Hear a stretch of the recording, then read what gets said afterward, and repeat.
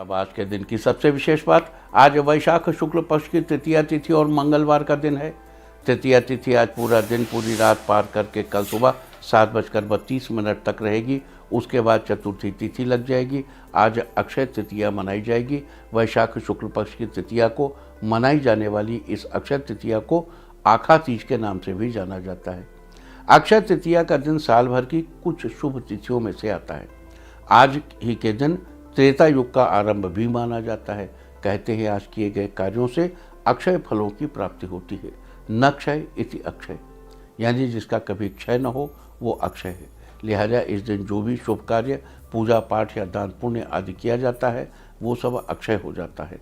शुभ कार्यों या दान पुण्य के अलावा आज पितरों के निमित्त तर्पण और पिंडदान करने का भी महत्व है। आज पितरों के लिए घट दान यानी जल से भरे हुए मिट्टी के बर्तन का दान जरूर करना चाहिए। गर्मी के इस मौसम में जल से भरे घटदान से पितरों को शीतलता मिलती है और आपके ऊपर उनका आशीर्वाद बना रहता है। इसके अलावा आपको बता दूं कि अक्षय तृतीया के दिन विशेष रूप से भगवान विष्णु की पूजा का विधान है। आज चंदन से श्री विष्णु भगवान की पूजा की जाती है। आज के दिन ऐसा करने से व्यक्ति के जीवन में खुशहाली आती है और परिवार में सबके बीच आपसी सामंजस्य बना रहता है। लिहाजा अगर आप भी अपने जीवन में खुशहाली और परिवार में सबके बीच आपसी सामंजस्य बनाए रखना चाहते हैं तो आज स्नान आदि के बाद साफ सुथरे वस्त्र धारण करके आपको भगवान विष्णु की विधि पूर्वक चंदन से पूजा करनी चाहिए।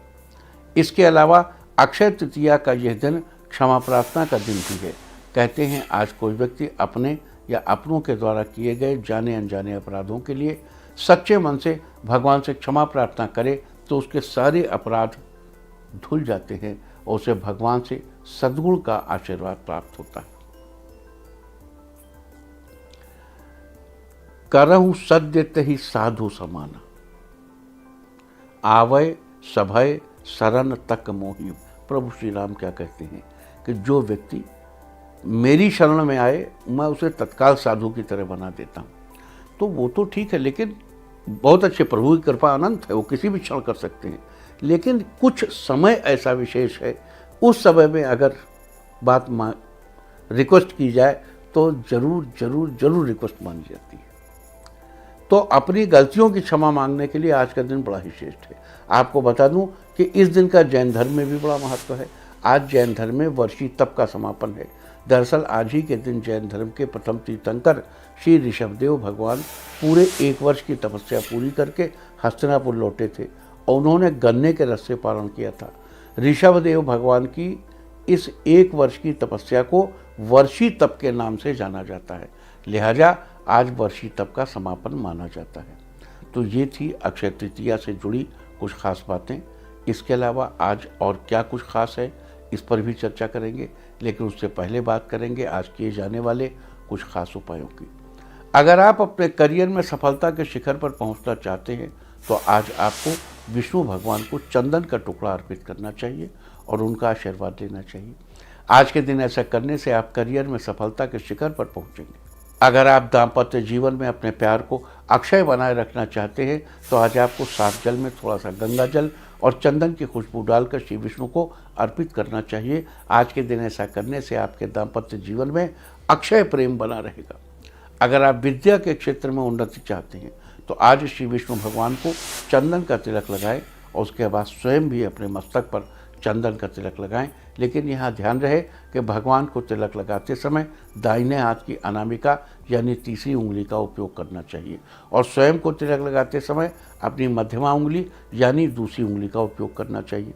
आज के दिन ऐसा करने से विद्या के क्षेत्र में आपकी उन्नति होगी। अगर आप अपने घर की सुख समृद्धि को बरकरार रखना चाहते हैं या कहें उसे अक्षय करना चाहते हैं तो आज आपको विष्णु मंदिर में एक चंदन की खुशबू वाला धूप बत्ती का पैकेट दान करना चाहिए और उसी पैकेट में से एक धूप बत्ती निकालकर भगवान के आगे जलानी चाहिए और हाथ जोड़कर भगवान को प्रणाम करना चाहिए। आज के दिन ऐसा करने से आपके घर की सुख समृद्धि अक्षय बनी रहेगी। तो ये थी आज अक्षय तृतीया के दिन किए जाने वाले कुछ खास उपायों की चर्चा। इसके अलावा आज से जुड़ी और भी बहुत सी बातें हैं जिनकी हम एक एक करके चर्चा करेंगे। आज वैशाख शुक्ल पक्ष की तृतीया को परशुराम जयंती भी है। माना जाता है कि आज ही के दिन परशुराम जी का जन्म हुआ था। आज रात्रि के प्रथम प्रहर में यानी सूर्यास्त होने के तुरंत बाद परशुराम जी की प्रतिमा की पूजा की जाती है। भारत के दक्षिणी हिस्से में इसे विशेष रूप से मनाया जाता है। इसके अलावा 10 महाविद्याओं में से एक देवी मातंगी को आज किस प्रकार प्रसन्न किया जा सकता है, इस पर भी चर्चा करेंगे। लेकिन उससे पहले आपको आज से शुरू त्रिलोचन दर्शन यात्रा और शिव बद्री केदार यात्रा के बारे में भी जानकारी दे दूं। आज त्रिलोचन दर्शन यात्रा का आरंभ वाराणसी में स्थित त्रिलोचन घाट से होता है। दरअसल आपको बता दूं कि इस घाट के नज़दीक ही त्रिलोचन महादेव का मंदिर है और आज त्रिलोचन महादेव के दर्शन पूजन का बड़ा महत्व है। आज विशेष रूप से महादेव का श्रृंगार होता है और बता दूं कि त्रिलोचन घाट पर स्नान आदि के बाद ही त्रिलोचन महादेव का दर्शन और पूजन किया जाता है। इसके अलावा आज ही के दिन उत्तराखंड में अलकनंदा नदी के तट पर स्थित प्रसिद्ध तीर्थ स्थल बद्रीनारायण के कपाट भी खुलते हैं। दरअसल नवंबर के आसपास लगभग 6 महीनों के लिए बद्रीनारायण के कपाट बंद कर दिए जाते हैं और आज अक्षय तृतीया के दिन इस कपाट को खोल दिया जाता है। लेकिन आपको बता दूं कि कपाट बंद रहने के दौरान भी मंदिर के अंदर अखंड ज्योति जलती रहती है। दरअसल जिस दिन मंदिर के कपाट बंद किए जाते हैं उसी दिन एक बड़े से दीपक में 6 महीने तक के लिए पर्याप्त घी भरकर अखंड ज्योति प्रज्वलित की जाती है और उस दिन भी विशेष रूप से बद्रीनारायण भगवान की पूजा की जाती है। फिर उसके बाद भगवान को मूर्ति को मंदिर से लगभग 40 किलोमीटर दूर नरसिंह मंदिर में रख दिया जाता है और आज अक्षय तृतीया को फिर से कपाट खुलने पर मूर्ति को बद्रीनारायण मंदिर में ही वापस रख दिया जाता है।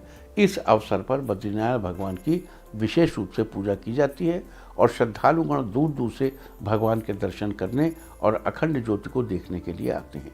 आपको ये भी बता दूं कि वृंदावन स्थित श्री बांके बिहारी जी के मंदिर में भी केवल आज अक्षय तृतीया के दिन ही श्री विग्रह के चरण दर्शन होते हैं।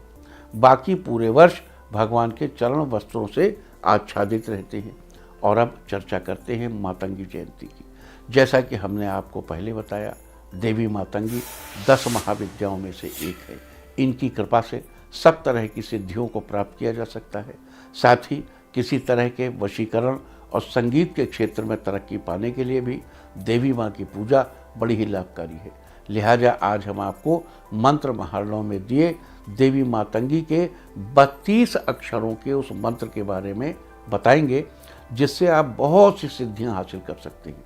सबसे पहले आप वो मंत्र नोट कर लीजिए।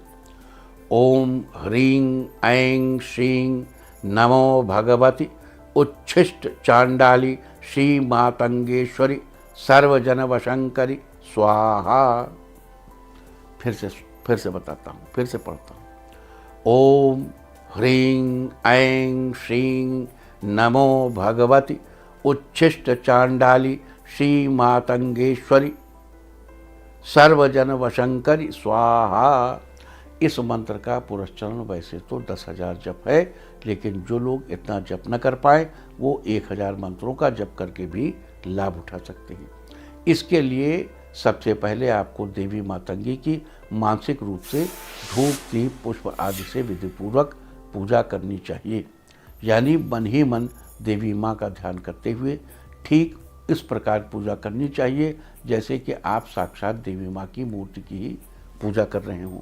इस प्रकार पूजा के बाद आपको आसन पर बैठकर देवी मातंगी के मंत्र का कम से कम 1000 बार जप करना चाहिए।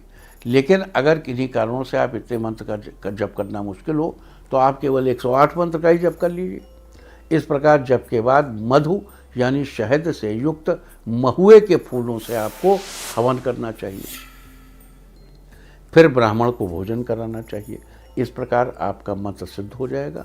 अब आप उसका प्रयोग कर सकते हैं। इंडिया टीवी हर वक्त हर जगह डाउनलोड करने के लिए सर्च करें India TV news Google play store या ऐप स्टोर पर।